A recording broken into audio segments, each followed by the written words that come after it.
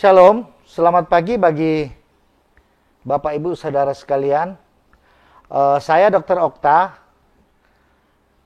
akan berbagi cerita pengalaman. Mudah-mudahan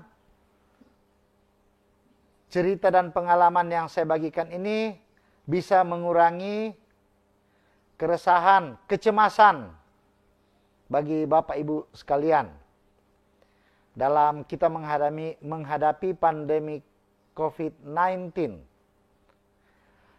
Jadi, saya bercerita pengalaman saya begitu saya melakukan rapid test dan dinyatakan reaktif. Pertama, saya bingung. Jadi, Bapak Ibu sekalian, saya dokter, saya tenaga medis, saya sempat bingung. Tapi di tengah kebingungan saya juga punya alasan bahwa saya tidak harus bingung sebenarnya. Kenapa? Ya, ini kan baru rapid test. Ya, saya orang medis. Rapid test itu kan menilai kekebalan tubuh. Biasanya orang medis itu cenderung mempunyai kekebalan tubuh yang lebih baik ketimbang orang yang non-medis. Karena orang medis itu terpapar sedikit demi sedikit selalu berhadapan dengan orang yang sakit, sekali-sekali juga orang sehat yang datang. Ya, tidak selalu orang sakit datang ke dokter, tidak. Ada juga orang sehat datang ke dokter. Ya. Jadi secara pribadi saat pertama kali tahu memang sedikit bingung, ya. Jadi sekarang yang kita mau hilangkan, jangan bingung, jangan cemas, ya. Karena kecemasan itu bisa menurunkan daya tahan tubuh kita sendiri. Akhirnya mungkin yang tadinya hasil rapidnya reaktif mestinya tidak apa-apa, tapi karena imun daya tahan tubuh kita karena dampak dari cemas yang berlebihan tadi, ketakutan yang berlebihan itu justru bisa menimbulkan penyakit lain lagi nantinya.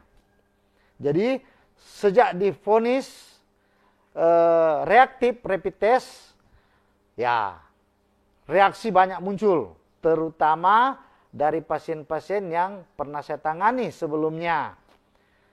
Banyaklah cerita-cerita yang muncul. Tapi saya kira itu wajar ya, wajar. Siapa saja berhak untuk mengeluh, ya. Tapi seandainya kita semua memahami bahwa apa yang terjadi sekarang ini adalah pandemik, kita tidak melihat musuh kita ini, dia ada di mana kita tidak tahu. Siapa yang menulari, siapa yang ditulari, kita tidak tahu. Ya. Jadi sekali lagi, kapan kita dinyatakan reaktif, tidak usah cemas, jangan takut, ya. Ikuti saja prosedurnya. Saya kira itu. Jadi, mungkin Bapak Ibu perlu mengetahui apa sih itu rapid test? Bagaimana cara kerja alat itu? Apa sih itu swab atau PCR? Ya, bagaimana cara kerjanya? Apa yang dinilai? Apakah hasilnya itu 100% atau tidak? Nah, jadi begini. Rapid test itu adalah screening, pemeriksaan dini, ya. Pemeriksaan dini. Jadi rapid test itu untuk menyaring saja.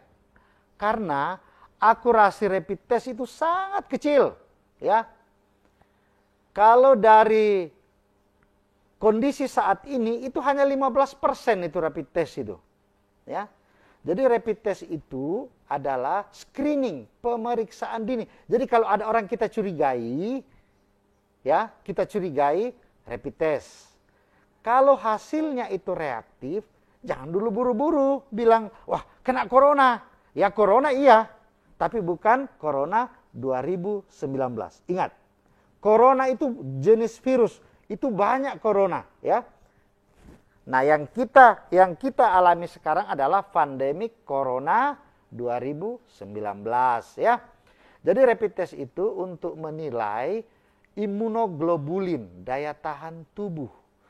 Di dalam tubuh kita, imunoglobulin itu ada dua. Ada imunoglobulin M, ada G. Nah, M ini menandakan bahwa ada infeksi akut yang baru. Tapi kalau imunoglobulin G itu infeksinya lampau. Nah, tapi ingat sekali lagi, tidak spesifik bahwa rapid test imunoglobulin M dan G itu sudah pasti COVID-19. Belum tentu. Sekali lagi saya katakan, hanya sekitar 15-20%. Terbukti, saya salah satunya, ada juga bidan saya di rumah sakit umum, sama-sama kami tes, reaktif dua-dua dengan imunoglobulin G yang positif, di swab ternyata hasilnya negatif. Ya. Tapi apa daya, sudah terlanjur. Tapi kan kita harus mengikuti protap, ya. Jadi rapid test yang reaktif jangan kita langsung buru-buru mengatakan oh corona 19, belum tentu, ya. Rapid test itu hanyalah screening, ya. Kalau orang medis itu dia akan menambah bagaimana gejala klinisnya ada tidak.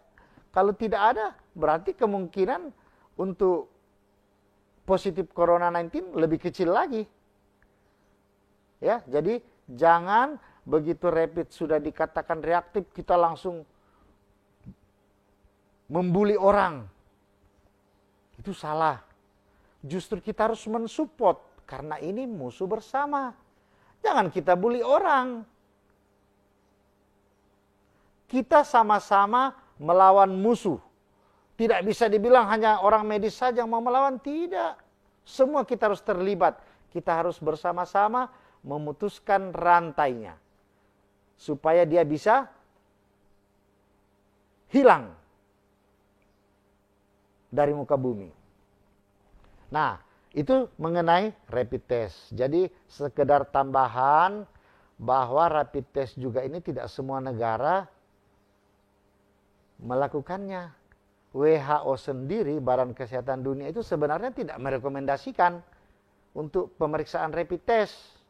Ya, contoh Malaysia tidak pakai, Spanyol tidak pakai, karena ya itu tadi mungkin salah satu yang mereka khawatirkan dampak sosialnya di masyarakat. Ya. Atau mungkin ada pertimbangan lain, yang jelas rapid test itu bukan untuk diagnosa pasti, tapi hanya screening. Karena tidak ada lagi screening lain kira-kira yang akurasinya lebih bagus dari itu, ya apa boleh buat, pakai yang ada saja. Seandainya ada yang lebih akurat, wah mungkin WHO sudah rekomendasikan ya.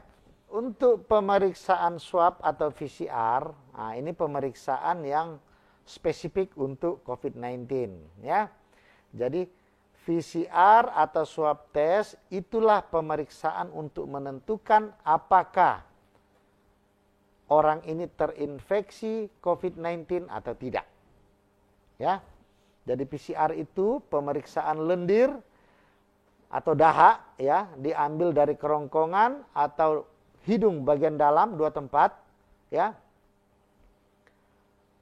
Kemudian diperiksa dengan alat PCR ya. Nah, hasilnya nanti itu untuk menentukan apakah benar orang ini terinfeksi COVID-19 atau tidak. Dan PCR itu tidak bisa menentukan juga apakah virusnya masih hidup atau sudah mati. Yang jelas ada virus COVID-19, apakah masih hidup atau sudah mati itu tidak bisa PCR membedakannya. Jadi PCR itu untuk menentukan orang ini terinfeksi, pernah terinfeksi dengan COVID-19 kalau hasilnya positif.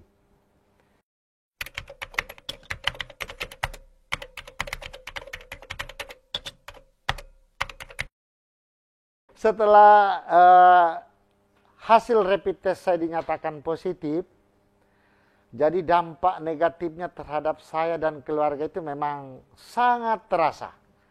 Dan saya juga merasakan bahwa dampak negatif ini bukan hanya berdampak terhadap saya dan keluarga, Ya, saya dan keluarga kecil saya sudah pasti, keluarga besar juga saya pasti terdampak, ya, itu sudah pasti.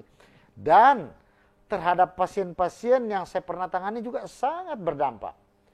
Banyak di antara pasien-pasien saya yang suaminya harus diistirahatkan di rumah, istrinya disuruh kembali rapid test karena dokternya dinyatakan reaktif, ya. Kemudian keluarga saya harus mengisolasi diri. Ya syukurlah, karena saya rapidnya saja yang reaktif, tidak ada gejala klinis apa, jadi ya kami di rumah aja. Jadi itu juga membuat kami lebih enjoy, tidak stres, ya. Tapi yang jelas dampak negatifnya begitu banyak, bulian yang masuk, ya. Istri saya juga seperti itu, ya anak saya juga yang sudah SMP apa ya pasti ada perasaan-perasaan merasa ini juga. Ya, kecuali Mas Olan ya enjoy saja dia. Ya. Keluarga. Pokoknya dampak negatifnya cukup besar. Ini sebenarnya karena kita punya image tentang rapid test itu yang terlalu berlebihan. Jangankan orang awam, orang medis saja begitu rapid positif sudah gelisah ke sana kemari cerita sana sini. Padahal ini orang medis, mestinya kan dia tahu bahwa itu rapid test saja kok baru. Tapi sudah cerita sana sini COVID-19. Nah, ini orang medis, apalagi masyarakat umum pasti lebih tidak tahu lagi. Jadi tolong, kalau rapidnya positif, jangan buru-buru membuli, ya. Kita support karena ini adalah musuh bersama.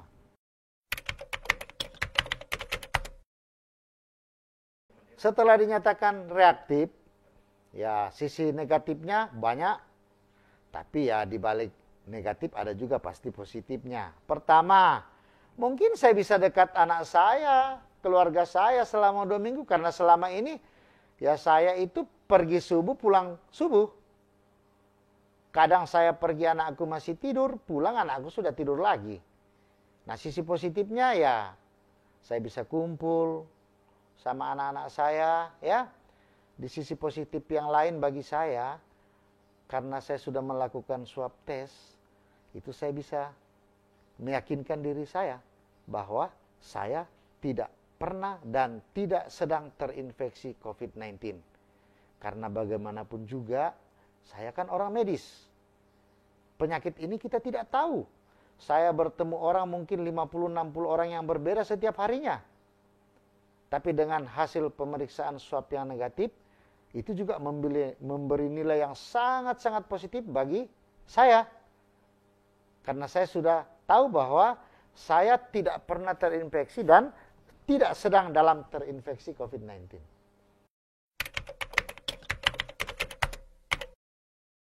Jadi, sekali lagi, mari kita sama-sama melawan COVID-19. Kalau ada yang dikatakan reaktif, rapid testnya jangan kita bully. Justru kita yang harus support, ya. Kalau kita misalnya selama ini pernah kontak dengan yang bersangkutan, ya kita lihat sekeliling kita, keluarga kita ada gejala enggak? Kalau ada gejala jangan disembunyikan. Karena seperti yang saya katakan tadi, ini musuh bersama. Semua orang harus sehat baru bisa aman. Ya.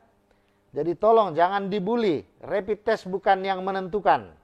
Hanya 15-20%. Jadi positif palsunya atau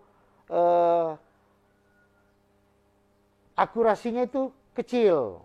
Ya, cuma tidak ada lagi pemeriksaan yang bisa kita lakukan selain rapid test. Jadi ya udahlah, pakai itu aja apa yang ada, ya. Jadi ingat, jangan langsung terburu-buru membuli orang kalau rapid testnya positif. Karena rapid test itu bukan saja COVID-19 bisa bikin positif. Karena sakit flu biasa bisa positif juga. Terlalu capek juga bisa bikin positif. Jadi tidak akurat. Jadi mari, kalau ada yang positif kita support, ya, jangan membuli. Kemudian Mari kita ikuti saran pemerintah, ya.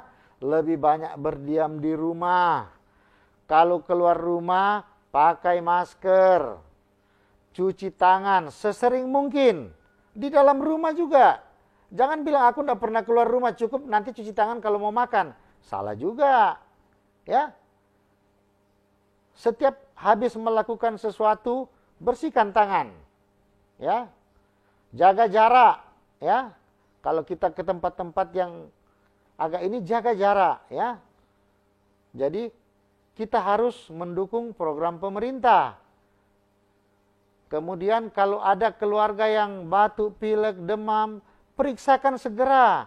Jangan nanti, waduh ini anakku demam, pilek. Tapi nanti kalau kuperiksakan baru di rapid positif, kayak apa kami nanti ini? Nah, jangan. Sekali lagi saya katakan, ini musuh bersama. Semuanya harus sehat. Ini bukan penyakit aib, bukan HIV AIDS, ya. Bukan HIV AIDS. Ini musuh bersama dan kita semua harus sehat baru bisa sehat. Kalau satu orang hari ini misalnya katakanlah di Sangatta tinggal satu orang yang positif, tidak ditangani baik-baik, bisa membanyak lagi karena kita tahu bahwa virus itu replikasinya sangat dahsyat, ya. Sangat dahsyat. Beda mungkin kalau bakteri 1, 2, 4, 8. Kalau ini tidak. Mungkin 1, 2, 20, 200, 2000, 20.000, 2 juta. Nah, itu. Jadi sekali lagi, mari kita melawan COVID-19 ini bersama-sama. Ikuti saran pemerintah. Dan mudah-mudahan kita segera COVID-19 ini segera berlalu, ya, dari Indonesia, ya kalau bisa dari seluruh dunia bersih dari COVID-19.